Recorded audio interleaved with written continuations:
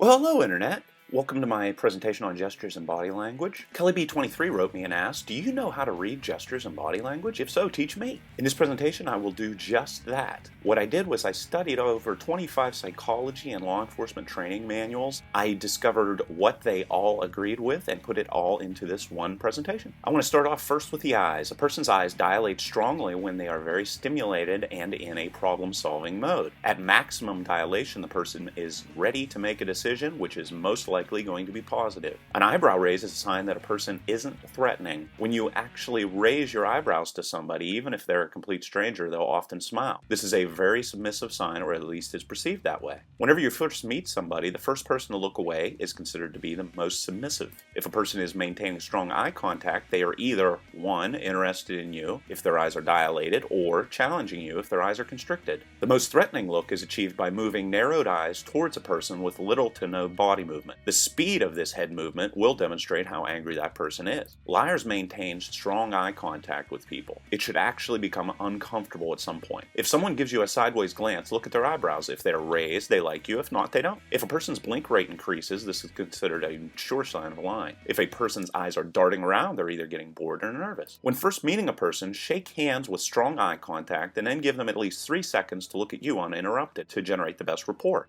To build strong rapport, you should look them in the eyes somewhere between 60 to 70% of the time. This is a really interesting chart. A lot of people don't know this, but whenever people are trying to remember something, they'll look in certain directions. So, for example, if a person looks upwards and to your right, they're trying to remember something they visually saw. And if they look sideways and to the right, they're trying to remember something they heard. Down and to the right is whenever a person is talking to themselves, and if they're either trying to construct something that they've never seen, or they're planning on lying to you, they'll look up and to the left. Down and to the left is where a person looks whenever they're feeling something or remembering an action. You might be asking yourself, or you might be thinking to yourself right now, well, I just feel more comfortable with my arms crossed in front of me, for example, or some other thing. What you have to understand is if you feel comfortable with a specific body position, it is because you're feeling a certain way. Ask yourself, for example, when would you feel comfortable with your arms crossed while enjoying yourself with a loved one? Or even better yet, have you ever seen anyone cross their arms in excitement? Now on to handshaking. When shaking someone's hand, if their hand is on top, they're trying to dominate you, which means that they literally take your hand and flip it so that your palm is facing towards the ceiling. Also, if they grip it like a vice, that also means they're trying to dominate you.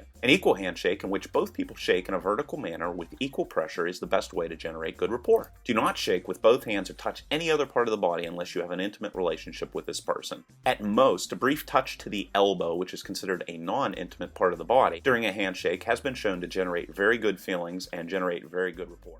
A valuable clue to whether a person is being open and honest is whether they're showing their palms or not. So to elaborate, honesty equals palm displays. If a person says they can't do something and they show you their hands, they're telling you the truth. And what's better yet, if you talk with a lot of palm displays, you'll actually force the people you're talking to be more truthful. Hands clenched in front of a person means they're holding back a negative reaction. Holding one's wrist behind their back is an attempt at self-control. And if a person places their head on their open hands as if on a platter, they're saying that they admire you. This, by the way, is the best body position if you want to attract people to yourself. If a person's picking imaginary lint, they have a secret opinion more than likely that they don't want to tell you. Hands folded in front, hand in hand, shows that you are feeling vulnerable. Pointing at a person is one of the most annoying gestures. You should also never rub your thumb to your forefinger around people. This is considered the symbol for money. Rubbing the hands together shows that you are expecting something positive, and it has been shown that the speed at which a person rubs their hands will demonstrate how good they expect the results to be. The steeple hand gesture represents that you are confident and self-assured. This gesture should be used sparingly. However, if you want to guarantee a look of confidence, this is the look. By pressing your forefinger to your thumb, you will come off as authoritative but not aggressive. What I mean by this is, instead of pointing with one finger, instead, take your pointer finger, place it on your thumb, and point in that way instead. You'll actually see President Obama do this very often.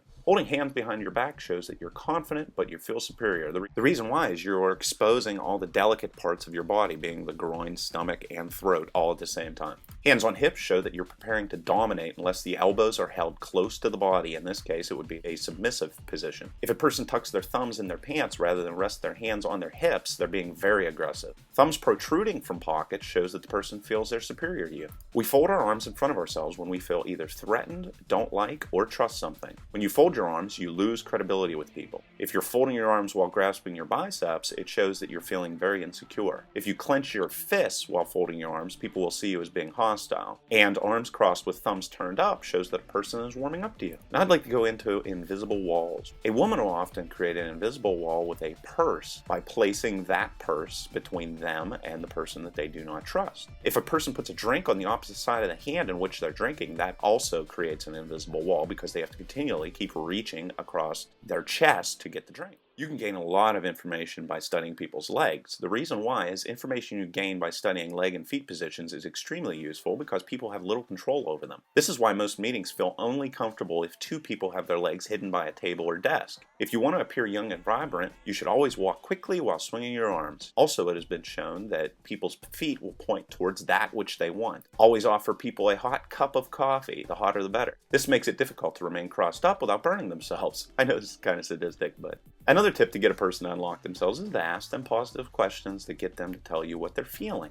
Never cross your legs and then have both hands cradled behind your head. This is extremely off-putting, especially to women. Here are some additional negative leg positions. Jiggling of the feet is a sign that the person wants to get away from a situation. Open and uncrossed legs show you are prepared to dominate, while crossed legs show that you're closed off or uncertain. If legs are crossed, the knee points towards that which you prefer, and you should never ask a person to make a decision if their legs and arms are both crossed at the same time. If a person has their legs crossed, then they're holding them in place with their hands. They are feeling very stubborn. And a person that locks their ankles together is essentially biting their lip. If a person locks one foot around their calf or thigh, they're showing signs of timidness. And if a person sits oddly in a chair, they're showing that they don't see you as being important. If, however, they flip the chair around and place the back of the chair towards you, they're using the back of the chair as a shield and again plan on dominating you or strongly disagree with what you're saying. Here are some positive leg positions. Women specifically cross and uncross their legs around people that they like. More specifically, they cross their legs in a parallel manner when they really like someone.